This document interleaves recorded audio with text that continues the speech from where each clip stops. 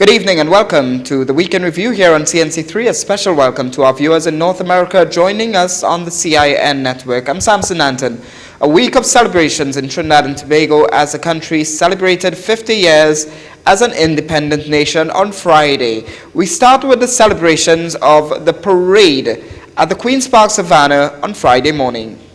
Guests of honor: the Prime Minister of Jamaica, Portia Simpson Miller, and Prime Minister of St. Vincent and the Grenadines, Ralph Gonsalves, here to help celebrate this country's Golden Jubilee of Independence. They were among several dignitaries gathered at the grandstand at the Queen's Park Savannah on Friday morning.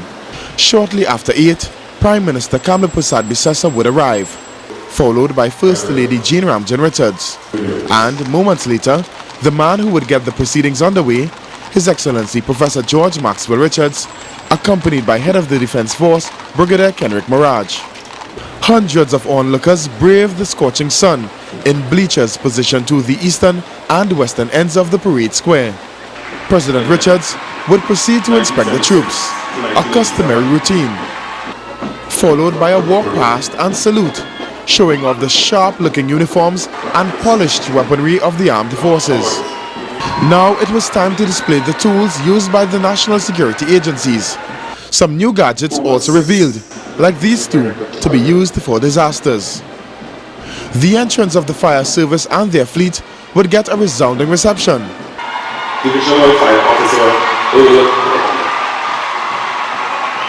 One of the most exciting moments for the crowd, though, would be the magnificent display put on by the national security helicopters. Eyes right. Take a bow, float up, now fly away. Next up, the Defense Force drill team would send the crowd into a frenzy with their never-before-seen synchronized precision drill.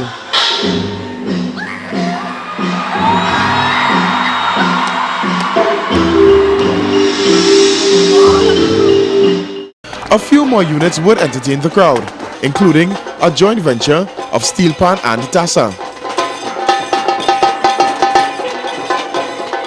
And not before long, the 21-gun salute.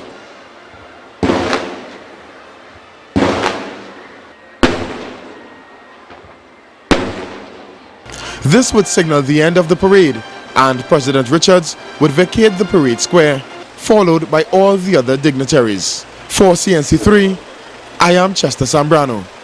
And those who attended the parade at the Queen's Park Savannah were thrilled by what they saw. A sea of red descended onto the Queen's Park Savannah on Friday morning to witness a yearly tradition, the Independence Day Parade. Persons of all ages and from many parts of the country surrounded the paved portion of the Savannah to see the National Security Forces in action. There were several additions to the event this year, which left the crowd very pleased. It was fantastic. It was good. I am very, very proud of my country right now. It was very exciting. It's a lot bigger than I thought it would have been. And the weather just complemented the occasion. It was great. One of the guests of the government, Prime Minister of St. Vincent and the Grenadines, Ralph Gonsalves, was on hand and expressed congratulations on a job well done. Impressive, absolutely impressive. I enjoyed it, and I'm happy to be here in Trinidad and Tobago. Happy birthday! On his way out of the grandstand, Attorney General Anand Ramlogan gave his thoughts on the just concluding celebrations. I thought it was particularly impressive to see TASA for the first time in our independence celebrations and as part of our military parade, and I think that signals that we have celebrated Trinidad and Tobago in all its glory. And Opposition Leader Dr. Keith Rowley said the additions gave the parade a nice touch. There were a lot of nice aspects to it. A couple of new initiatives. Nice, interesting. After leaving the Savannah, the parade headed in a westerly direction, eventually ending at King George V Park in St. Clair. For CNC3, I am Chester Sambrano. And just after the parade took place, the President George Maxwell Richards and Prime Minister Kamla Persad-Bissessar, as well as the Prime Minister of Jamaica, Portia Simpson Miller, were all together at the National Academy for the Performing Arts for a toast to the nation. A gathering of the country's top dignitaries in celebration of this country's 50th anniversary of independence, and included amongst them Jamaica's Prime Minister Portia Simpson Miller and Prime Minister of St. Vincent and the Grenadines, Dr. Ralph Gonsalves. As Commander-in-Chief, President George Maxwell Richards commended the Army on its unity and what this means for the country. The practice of coming together for rest and reflection and recreation, a central feature of the mess, goes beyond the surface to the deeper understanding that the forces are ready to combine in defense of our country.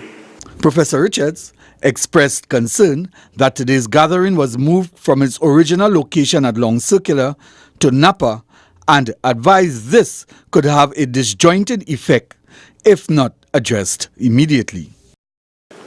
And while change is not necessarily a bad thing, indeed, progress can come with it, I have a small concern that some of our history is being lost by some of the changes that we encounter. And addressing members of the police executive earlier, President Richards advised there is no magic wand to fix crime. There is no magic wand or switch off button that can cause crime to disappear. I make no revolutionary statement when I say that the root causes must be understood and dealt with appropriately. He says training and modernization must continue to be at the forefront of the police service. For CNC3, I am Samuel McKnight. The night before Independence Day, a reenactment of the hoisting of the national flag of 1962 at Woodford Square. Midnight, and just as it did on August 31st, 1962, the Union Jack was lowered in this reenactment at Woodford Square. And not long after, the national flag of Trinidad and Tobago hoisted by Coast Guard officials, following which the national anthem was played. This event, hosted by the government, sought to replicate the exact moment this country became an independent nation, with the Princess Royal reading a letter from Her Royal Highness. My government in the United Kingdom no longer has any responsibility for this country. Both my government in the United Kingdom and Trinidad and Tobago wish to maintain and strengthen those bonds of friendship which has existed for over 150 years. And to that, a reply from Prime Minister Dr. Eric Williams. We have been inspired by her good wishes, and we pledge ourselves to fulfill the promise expected of us, not only by Her Majesty, but by all the nations of the world. The square almost filled to capacity, the military in charge here, joined by military officers of the United Kingdom as well. Prime Minister Kamla Persad-Bissessar paid tribute to Dr. Eric Williams, then opposition leader Rudranath Kapildeo, and former President Sir Ellis Clark. We say thank you to them, our founding fathers, and we say thank God for them for taking us on this pathway to self-determination. We've had our good and bad moments as a nation, she pointed out, but have come through so far. We all stood hand in hand as Trinbagonians, true to our motto. Together we aspire, together we achieve. The night ended with a performance from soca monarch Marshall Montano. This is the Weekend Review here on CNC3 and the CIN network. Don't go away, a lot more when we come back.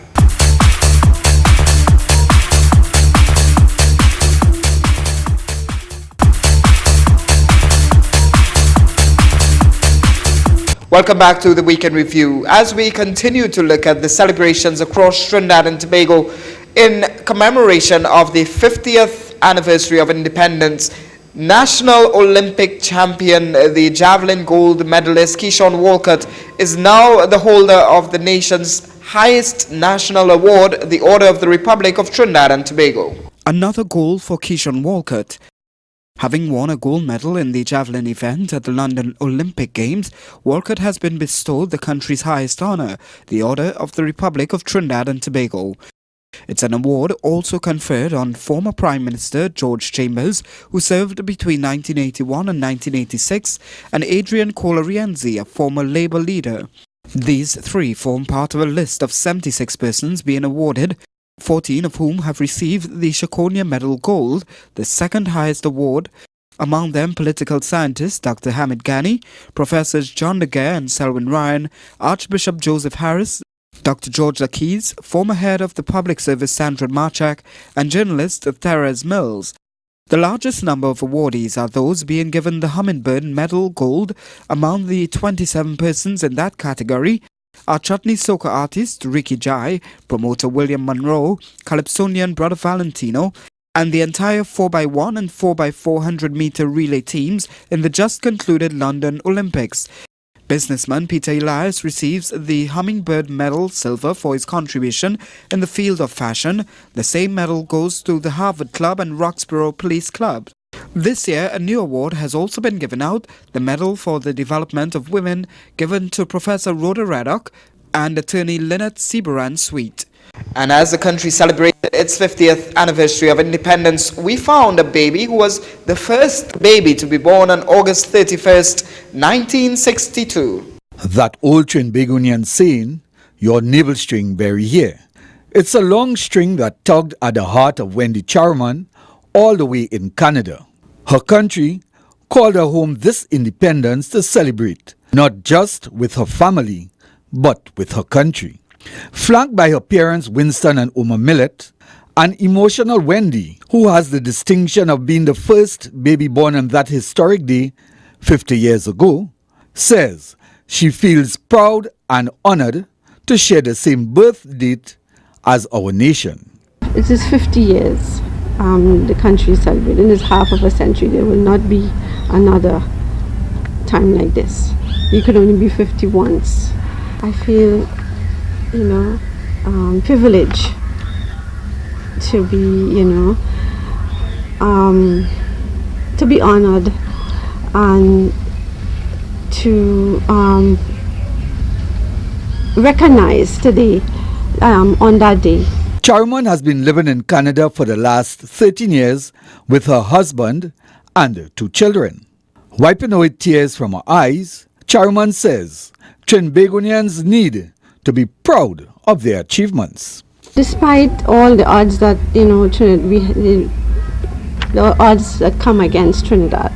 Admitting this will always be home, Charman had this advice for citizens. Work hard to build your country, because this is your country, and if you don't work hard to achieve what the goals for this country, it will not happen. Charman will tomorrow join with thousands of others to celebrate this country's 50th anniversary independence celebrations.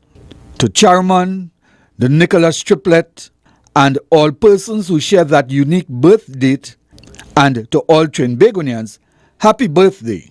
For CNC3, I am Samuel McKnight. Meanwhile, the Nicholas triplet of Diego Martin also shared the same birth date with the country, as they too celebrated 50 years on Friday.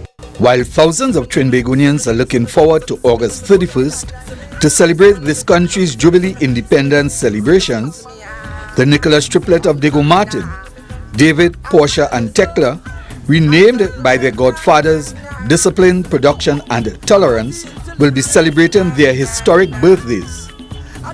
Not only are the Nicholas triplets also celebrating their 50th birthdays on the nation's 50th anniversary, but they have the distinction of being the only triplets born on August 31st, 1962.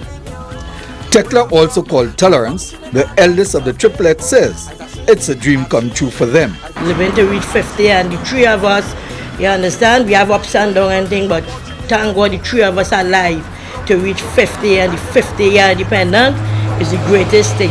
The self-employed mother of two, who has traveled extensively, in 2 sentences was able to capture her feelings, fears, and aspirations. I hope that the government could do something, or the people to do something about the crime, but Trinidad, the best place in the world. But her sister Portia, also called Production, says things are different for her this year. I want to get a work on that corporation who are working on that CPEP.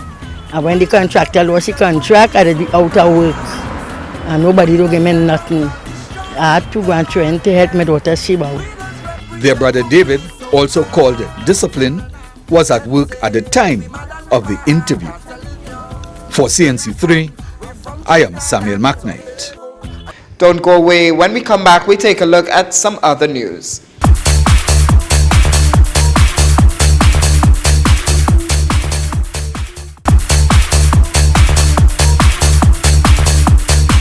Welcome back to the Weekend Review. Prime Minister Kamla Persad Bissessa has dismissed the Minister in the Ministry of National Security, Colin Partap, after a report in which he failed to take a breathalyzer test when stopped by the police, having spent a night out at a nightclub.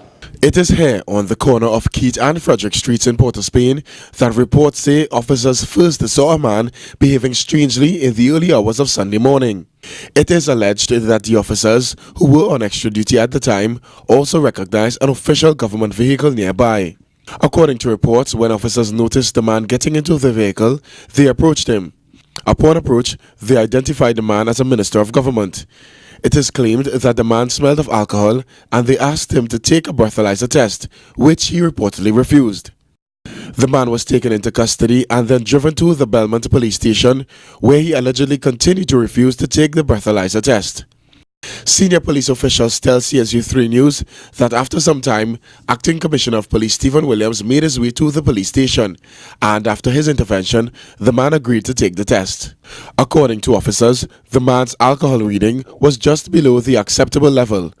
He was then reportedly allowed to leave the police station without any charges being laid. CSU3 News understands that refusal by any person to take a breathalyzer test is a chargeable offence. When contacted by CSU3 News, Acting Police Commissioner Stephen Williams confirmed that an incident did in fact take place involving the Minister in the Ministry of National Security, Colin Partap. He told us that he did intervene and has dealt with the matter.